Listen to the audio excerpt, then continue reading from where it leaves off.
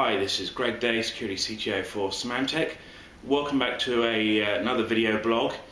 Today I want to drill back into a different part of our recent Internet Security Threat Report, which was the data breaches. And data breaches is something certainly been making a lot of headlines over the last year, and we've seen an ongoing increase in the volume, to the point that in the report we highlighted typically a breach now can include up to 1.1 million records. Now, what does this mean to you? Why is this so important? Well, I think two things really stand out for me.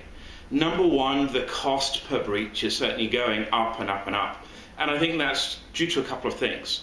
One now, certainly if I take the UK as an example, the typical value of a record is now worth £71. So our information is our most valuable commodity. Secondly, behind that is the volume of records that are actually being taken is certainly increasing. So we need to understand really the how and the where. And there's an interesting numbers game here. I see all sorts of different reports that talk about the insider being the problem, the outsider being the problem, and it's very easy to get lost as really where we should focus. If we look at the volume of incidents, then it's a pretty even split between the attacker on the outside stealing records, the people on the inside potentially unintentionally losing records due to either poor configuration of our systems or just poor user behavior, and of course the third part actually us leaving records behind on portable devices. However, if you look at it from a volume of records, then we get a very different view. About 80+% of the actual volume of records came from that outsider attack. So I think it gives us a clear area to start to focus with our strategy. Now, when we move this into our security strategy, there are a number of simple questions. The first one for me is actually balance of time and investment.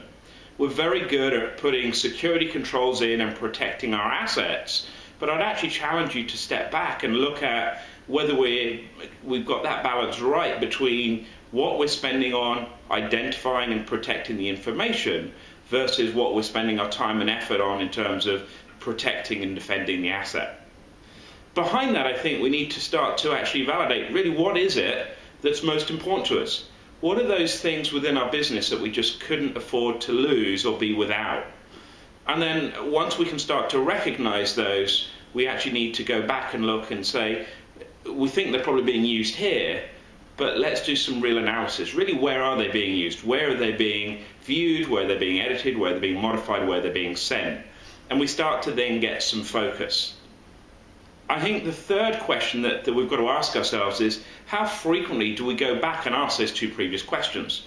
What is important and where and how it's being used? And that almost needs to be something that's real time, a part of our everyday process. And I think within our security strategies, we should certainly be doing a 3 to 6 month review of that. I think the final part of what I'd like you to take away is what kind of response do we take? And I think often maybe we're a little too binary. If it's some personally identifiable information, then absolutely it shouldn't go out the door. If it's IP, maybe it shouldn't go out the door. But actually I think we need to be a little bit more tiered to be practical with our use.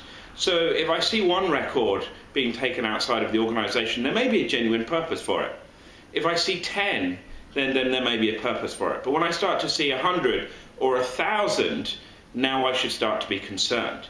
So I challenge you to go back and look at your response strategies and look to see whether they are scaled. At the low scale, I certainly want to have some visibility. At the medium scale, then I certainly am concerned and may want to start acting upon it. And at the large scale, I should be dynamically starting to prevent that incident from occurring. So hopefully this gives you some tangible things that you can do with your security strategy, again, looking back at some of those kind of key trends we saw in the Internet Security Threat Report. Thank you very much.